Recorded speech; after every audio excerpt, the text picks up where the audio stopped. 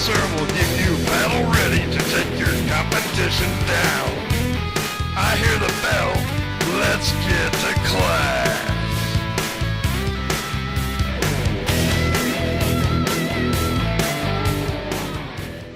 Hey, welcome again to Fantasy University.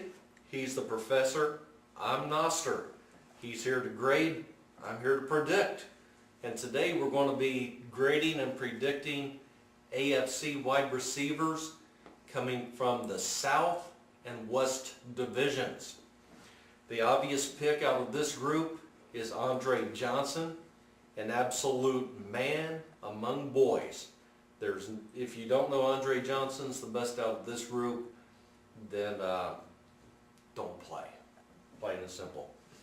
But since only one team can have him, as always, we're going to let the professor start off by giving you some names that you need to target if you don't get him from this group. First off, I'd like to say Andre Johnson, I think, is the best overall wide receiver in all of football. That being said, there are other guys that can do an adequate job, maybe not as good, of course, but one I like is Reggie Wayne. Reggie Wayne last year had a down year, but when you have Peyton Manning throwing the football to you, that's a good thing, as Martha Stewart would say. And Reggie Wayne definitely. As for Hold on, while you're on Reggie Wayne, yes, just go ahead and give us a few minutes of the entire Indianapolis wide receiver situation, because there's some things to talk about there. That there is, Noster, that there is. Anthony Gonzalez had, well, if you drafted him last year, you know what kind of year he had. Injury prone. That would be me. So, needless to say, we're looking for big things like we were last year. Hopefully, it'll be an injury-free season, and he can provide the scoring and that we were expecting from him last year. But along came Austin Collie last year and really stepped up. Big time. And he's just another weapon, Peyton Manning's arsenal. And then Pierre Garçon, he really did a really good job in the playoffs. And he's another individual. You really, of the three I mentioned, Gonzalez, Collie, and Pierre Garçon, you can't go wrong really with either one of them, because Peyton Manning, he does not really have a favorite receiver. He throws the ball around. Whoever's open, you get open. That's his favorite receiver. His favorite receiver is the open one, definitely. So you can't go wrong with the Colt receiver. All right, and you had another name coming for us for somebody to target? Well, I tell you what, if you can't get Andre Johnson, Andre's going to be doubled, sometimes triple team. Kevin Walker, the name, it's not as flamboyant as Andre, but I tell you what, the guy can get the job done. He reminds me a little bit of Wes Walker, of the Patriots, and he gets the job done and adequate. You're looking for good stats, not sexy names. That's true. And he's a guy, I call him a lunch pail guy. He's a blue collar dude. He goes out there, gets the job done. And he's not looking for the fame. He might be looking for some fortune, after putting up the stats he does. But can't blame him. But enough of the guys that you already know about, or should, close to it. What about some sleepers, Nas? What about some sleepers you're looking at this year? One guy who really intrigues me because his quarterback situation has tripled overnight is a man named Louis Murphy from the Oakland Raiders. This man put up some decent numbers last year with inferior quality quarterbacks. Now that he has a better quality quarterback in Jason Campbell throwing to him, I think we can look for better things from this Louis Murphy, especially yards after the catch, because I think Jason Campbell will be able to get him the ball in better positions.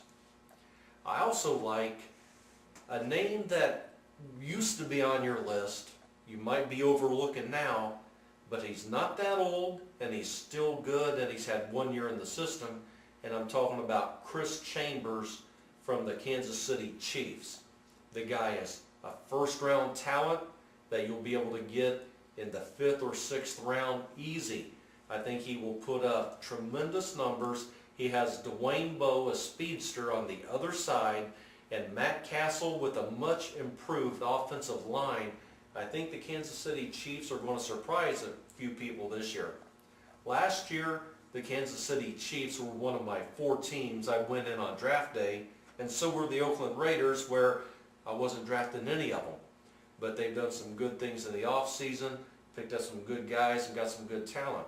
I like the direction these teams are heading. Yeah, I agree with you on that. And Chris Chambers, Lord knows I've been destroyed, well, not destroyed, but hurt in the past by Mr. Chambers, and when he was with the Dolphins and with San Diego, of course. But yeah, he looks like it might be time to take a ride on that Chambers train one more time. Yeah, he's got something left in the tank, and Kansas City has some things to prove, and the division they're in is up in the air. You got San Diego, who's pretty steady, but the other teams can go up and down like the waves, so why not Kansas City being on a good wave this year? Definitely, especially like the Denver situation. I mean, what do you think about the Denver situation? Well, I think the one thing we do know is that we don't know, because I don't think they know. And anybody that tells you they know, they're a liar. And he knows. That's right. Another situation that the professor probably can hammer out a little better than I can. I'm not totally sold on the passing game of the Tennessee Titans. Vince Young is great, and Chris Johnson is the ultimate fantasy football pick this year, but what do they have to go along with them? Can Nate Johnson and Justin Gage, can they help your fantasy team? I think Nate Washington can help your fantasy team. When Vince Young took back the reins from Kerry Collins last year, Nate Washington seemed to click with Vince Young, and they seemed to have some kind of chemistry going. As for Justin Gage, with Vince Young, he's still a young quarterback, and I believe that everybody's going to try to stop Chris Johnson. Right. And so you're going to have one-on-one. If you can beat a guy one-on-one, you're going to be open. And, you know, more times than not, you will be open. Vince Young can find him. You're going to have some nice stats. So far in my experience with Justin Gage, he's like the flirty little girl in high school. He'll have a nice game every now and then, but he never really performs all the way. Well, that's true, and that goes to his immaturity.